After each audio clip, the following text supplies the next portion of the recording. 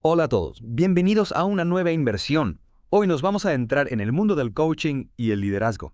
Y bueno, vamos a explorar cómo estas dos disciplinas se entrelazan para impulsar el desarrollo personal y profesional. Nos basaremos en el libro Coaching de John Whitmore, una verdadera eminencia en el tema. Exacto. Whitmore es considerado uno de los pioneros del coaching moderno.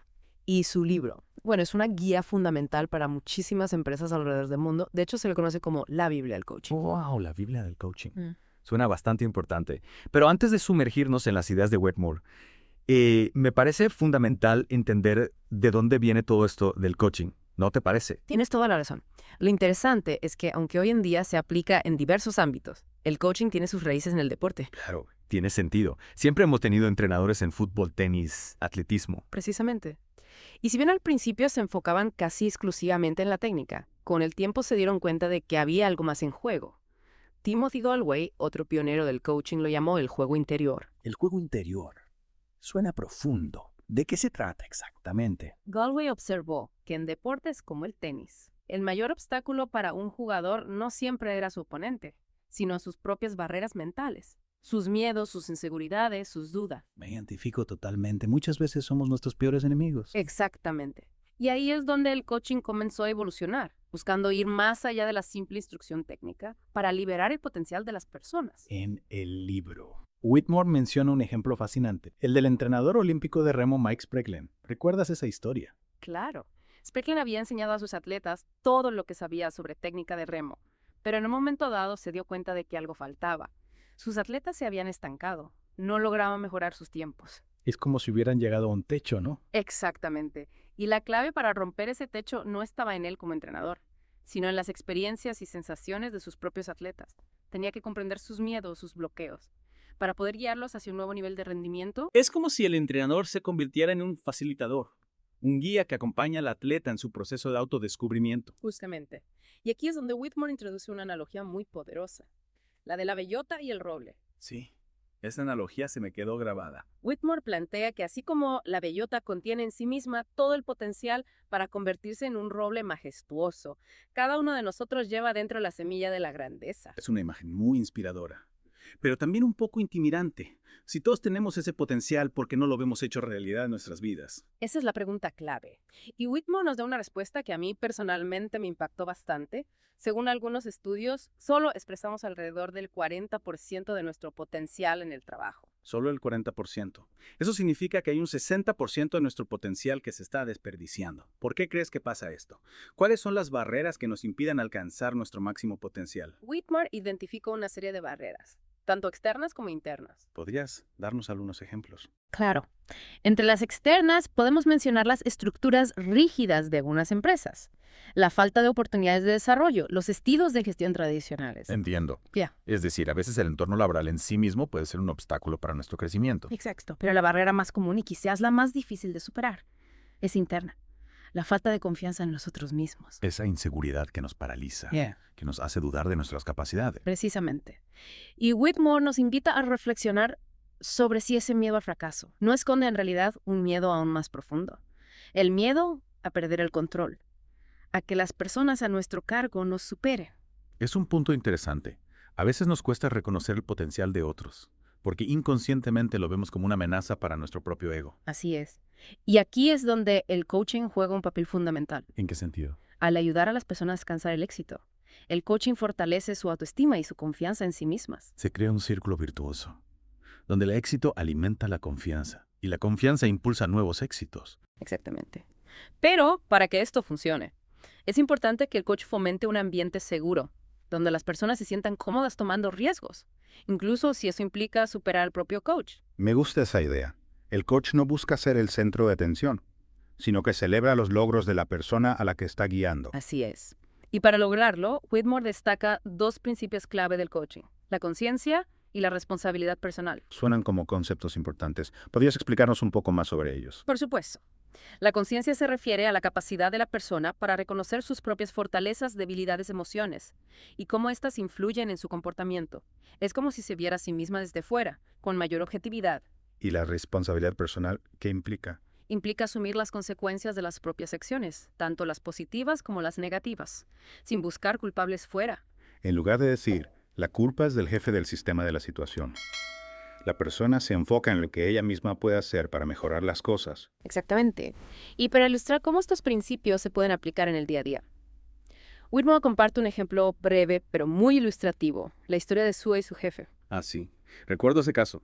Zoe se encuentra con un problema mientras realiza una tarea y acude a su jefe en busca de ayuda. Exacto. En un escenario tradicional, el jefe seguramente le diría cómo solucionarlo, o peor aún la regañaría por no haberlo hecho bien. Pero en este caso el jefe actúa de forma diferente. En lugar de darle la solución, la anima a que ella misma identifique el problema con más detalle. Sí, le hace preguntas que la guían a reflexionar sobre la situación, a analizar las diferentes opciones, a encontrar su propia solución. Le da espacio para que piense por sí misma, en lugar de simplemente seguir instrucciones. Exacto. Y cuando Sue regresa habiendo resuelto el problema por sí misma, el jefe no solo la felicita, sino que destaca su capacidad para superar obstáculos y encontrar soluciones creativas. Qué importante es ese reconocimiento. No solo el hecho de haber resuelto el problema, sino el proceso de aprendizaje que ha implicado. Totalmente. Y aunque este fue un ejemplo muy puntual, Whitmore insiste en que el coaching no debe limitarse a sesiones formales. Es una filosofía que se puede integrar en nuestras interacciones diarias, en la forma en que nos comunicamos, en la manera en que damos y recibimos feedback. Precisamente. Y con el tiempo el término coaching podría incluso volverse redundante. Redundante. ¿A qué te refieres? A que idealmente esta forma de ser y de relacionarnos con los demás, basada en el respeto, la confianza y el apoyo, debería estar tan integrada en nuestra cultura que no necesitaríamos una palabra específica para definirla. Me encanta esa visión, donde el coaching no es una técnica, sino una forma de vida. Exacto. Y aunque para comprender los principios del coaching es útil analizar ejemplos concretos, la meta final es que estos se conviertan en parte de nuestro ser. Y eso nos lleva a una pregunta fundamental. ¿Es el coaching solo una herramienta para mejorar el rendimiento laboral? Esa es una excelente pregunta que abordaremos en la siguiente parte de nuestra inmersión. Perfecto, me dejaste con la intriga. Nos vemos enseguida. Retomando nuestra inmersión, la pregunta que planteabas antes de la pausa era si el coaching se limita únicamente a mejorar el rendimiento en el trabajo. Claro, porque si bien todos buscamos ser más eficientes y alcanzar nuestras metas profesionales, la vida no se reduce solo a eso, ¿verdad? Totalmente de acuerdo. Y aquí es donde Whitmore nos invita a ampliar nuestra perspectiva. Él propone que el coaching en su esencia busca el desarrollo integral de la persona. O sea, no se trata solo de ser un mejor empleado, sino un mejor ser humano en todos los aspectos. Exactamente. Se trata de conectar con nuestro propósito, con aquello que nos da sentido y motivación, tanto en el ámbito laboral como en el personal. Porque al final de nada sirve ser el mejor vendedor de la empresa si en el fondo sientes un vacío, ¿no? Si no estás alineado con tus valores y tus aspiraciones más profundas. Completamente. Y ahí es donde el coaching puede ser realmente transformador. Nos ayuda a alinear nuestras acciones con nuestros valores, a encontrar esa coherencia interna que nos permite vivir con mayor plenitud y satisfacción. Me gusta esa idea de coherencia interna. Es como encontrar un equilibrio entre lo que hacemos y lo que realmente somos. Justamente, es un proceso de autodescubrimiento, de conectar con nuestro verdadero ser, y eso puede ser muy liberador. Suena muy bien en teoría. Pero en la práctica, ¿cómo podemos integrar esa búsqueda de sentido en nuestro día a día? ¿Qué herramientas nos propone Whitmore? Bueno, Whitmore nos ofrece una serie de ejercicios y reflexiones que nos ayudan a explorar nuestros valores, nuestras motivaciones, nuestras aspiraciones. ¿Y esto solo lo podemos hacer con la guía de un coach profesional o también podemos aplicarlo de forma individual? Lo ideal es contar con la guía de un coach experimentado que nos acompañe en ese proceso. Pero muchos de estos principios los podemos integrar en nuestras conversaciones, en nuestras relaciones, en la forma en que nos relacionamos con el mundo. Volviendo a la analogía de la bellota y el roble, podríamos decir que el coaching sería como la tierra fértil, el agua y la luz que necesita la bellota para crecer y convertirse en un roble fuerte y sano. Me encanta esa metáfora. El coaching nos proporciona las condiciones óptimas para que nuestro potencial florezca, pero el crecimiento al final depende de nosotros mismos. Claro, la responsabilidad última recae en cada uno de nosotros. Y hablando de responsabilidad, creo que es importante destacar la importancia de la confianza en uno mismo para poder alcanzar ese crecimiento. Absolutamente. Whitmore dedica un capítulo entero a hablar de la importancia de la seguridad en uno mismo, tanto para el coach como para la persona a la que está guiando. Y en ese capítulo, ¿qué nos dice Whitmore sobre la confianza? Bueno, él parte de la premisa de que nada tiene más éxito que el éxito. Es una frase que invita a la reflexión. Lo es. En el contexto del coaching significa que es crucial que la persona experimente el éxito en cada sesión. No se trata solo de hablar de las cosas, sino de ponerlas en práctica y ver resultados concretos. Es decir, que la persona pueda sentir que está avanzando. que está logrando algo tangible. Exactamente. Y el coach debe asegurarse de que la persona tenga la claridad y el compromiso necesarios para llevar a cabo las acciones que se ha propuesto. Y si la persona no logra alcanzar sus objetivos, si se encuentra con obstáculos en el camino, ¿qué rol juega el coach en esa situación? Ahí es donde el coach debe intervenir, no para criticar o juzgar, sino para ayudar a la persona a identificar los obstáculos que le están impidiendo avanzar y encontrar nuevas estrategias para superarlos. Es como si el coach fuera un compañero de viaje que te acompaña en el camino, pero no te dice qué camino debes tomar ni qué destino debes alcanzar. Esa es una excelente forma de verlo. Y a medida que la persona va acumulando éxitos, su confianza en sí misma se va fortaleciendo. Es un proceso gradual, no se trata de un cambio mágico de la noche a la mañana. Claro, la confianza se construye con el tiempo a través de la experiencia, la perseverancia y el apoyo de quienes nos rodean. Y hablando de apoyo, creo que el feedback juega un papel fundamental en este proceso. Completamente de acuerdo, Whitmore dedica un capítulo completo a hablar del feedback y la evaluación, y cómo estos pueden utilizarse para potenciar el crecimiento de la persona. Porque no se trata solo de decir lo hiciste bien o lo hiciste mal, ¿verdad? Un buen feedback debe ser mucho más que eso. Exacto. El feedback debe ser específico, constructivo y orientado a la acción. Debe permitir a la persona identificar qué puede mejorar y cómo hacerlo. Debe ser una herramienta que le permita a la persona aprender de sus errores, potenciar sus fortalezas y seguir creciendo. Así es. Y el feedback, cuando se da de forma adecuada, puede ser una herramienta muy poderosa para el desarrollo personal, pero también puede ser un arma de doble filo. ¿A qué te refieres? Si se utiliza de forma incorrecta, el feedback puede generar el efecto contrario, desmotivar, frustrar, incluso dañar la autoestima de la persona. Es con una crítica destructiva que en lugar de ayudar a la persona a crecer aún de más en la inseguridad. Exactamente. Por eso es tan importante que el coach tenga las habilidades y la sensibilidad necesarias para dar feedback de forma efectiva. Y no solo dar feedback, sino también saber recibirlo. Claro, porque no siempre es fácil aceptar las críticas, incluso cuando son constructivas. Totalmente. Aprender a recibir feedback de forma abierta y constructiva es una habilidad fundamental, tanto en el ámbito laboral como en el personal. Y hablando de relaciones, Whitmore también explora la aplicación del coaching en el trabajo en equipo, ¿verdad? Así es. En los últimos capítulos del libro, Whitmore se adentra en el mundo del coaching de equipos, donde los principios que hemos estado discutiendo se aplican a un nivel colectivo. Me imagino que las dinámicas son diferentes cuando se trabaja con un equipo, ¿no?